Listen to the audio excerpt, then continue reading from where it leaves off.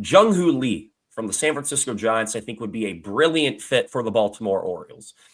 He can play anywhere in the outfield. Now, while he's not a great defensive outfielder, he's just a tick above average, I would say. He's not going to give you like a Cedric Mullins-esque diving play or a complete cannon of an arm throw out to home in the corner outfield. He's not that type of player.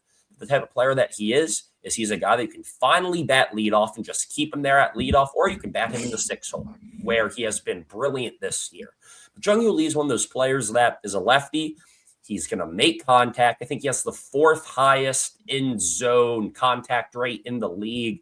That's just, the type of baseball player that you kind of need in the postseason if you get there and down the stretch in September in the dog days. And he signed a 6-year, $115 million contract in 2024. He's got 3.5 more years under contract, but he does have a player opt-out after next season. So realistically, you could maybe only have him for 1.5 years, which I'd be fine with. He's played 147 games at center field last season, only 17 in center field this year. It's mostly been playing right field, but he's a fantastic 2-out hitter, something that I feel like the Orioles have been better at recently, but they still could get significantly better. But with 2 outs, he has a .436 batting average, a .461 on base percentage, and a .691 slugging percentage with 2 outs. Now with runners in scoring position, he's got a .303 batting average, .319 on base, .439 slash line with a .102 OPS plus. This is where I really like him though. In high leverage, .396 batting average, .472 slug, good for an .865 OPS with a .138 OPS plus. Not to mention, when the Giants came here to Baltimore in May, I believe it was, he had early May, because that was right before I moved. Yeah, right around there when the Giants played in Baltimore. He went 4 for 12 with a homer here in Camden Yards. This is a player that I think just fits what the O's need. Like, do they need another lefty? Like, probably not. But I'd rather have a good hitter than, be like, oh, I need a righty, or oh, I need a lefty. Just give me a good hitter that can produce. He doesn't strike out a whole lot. He's solid on the base paths. He'll give you okay defense. But he's a guy that I'll just be so much more confident in than maybe a Dylan Beavers. I hate to say it. He's been playing much better recently, but why not have a guy that has 3 months this year, back-to-back, of a 300-plus batting average? He had a 300-plus batting average in April, May, and June. That's the player that I want on my team. What are your guys' thoughts on bringing Jung Hoo Lee here to Baltimore? I think, bringing Jung Hoo Lee would be a good move. I think in general, whether it's the Orioles or Major League Baseball, I think you're going to see 2 teams be infiltrated the most at the deadline. It's going to be the Mets and the Giants. Mm-hmm.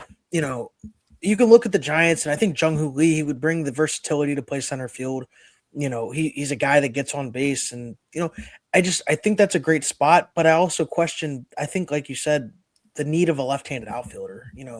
I get how good Jung Hoo Lee is, but I don't think you're going to take at bats away from Dylan Beavers. I don't think you're going to take at bats away from Colton Cowser. You got to worry about fitting guys into this lineup. If all of a sudden, instead of Colton Cowser, say, I don't know, think of any right. Think of maybe Lars Newbar, who I believe switch hits. If you can go get a guy that can hit. He's a lefty. Yeah. All right, but think of a righty or a switch hitter. Anybody that can come over and all of a sudden look at game 1 Tuesday. We had Jonathan Rodriguez in the lineup. Obviously Sam Huff, who's catching because both of our catchers are hurt. But this team lacks right-handed hitting. And getting Mountcastle back will be huge. But this overly need of left-handed hitting when we already can't hit lefties just doesn't really add up to me. Yeah, fair. Zach, thoughts? Yeah, I mean, Jung Hoo Lee is someone that for the past, it feels like he's been in the rumors for the past few months.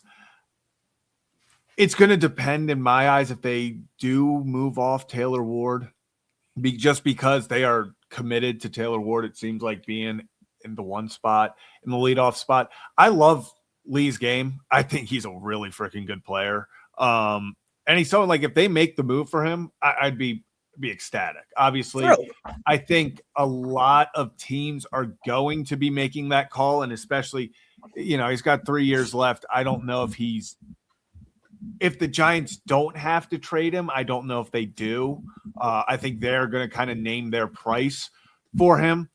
But he's a guy, this team needs guys to just get on base at this point. And especially at the top of the lineup. obviously, fantastic series from Gunnar in Boston. Hopefully that's the turnaround. I feel like we've said that after like 6 series this year, and we're still waiting for it. And you just hope that this is finally the time where he turns it around. But Taylor Ward's been fantastic getting on base. I mean, he's going through stretches at times where, I mean, at one point it was like 0 for 19, but he had like 7 walks in that period. So right. It's not horrible, but you get a guy who, like you said, if you put him lead off, I wouldn't mind it at all. I think it would be someone that, yeah, you probably take bats away from Cowser or Beavers. Probably wouldn't take any away from Leote, because even though he sucks against lefties, they just think because he switch hits that he can bat against lefties. So they'll throw him in the outfield. But, I think he's a guy who makes the team better. He definitely makes the lineup better and kind of what they need.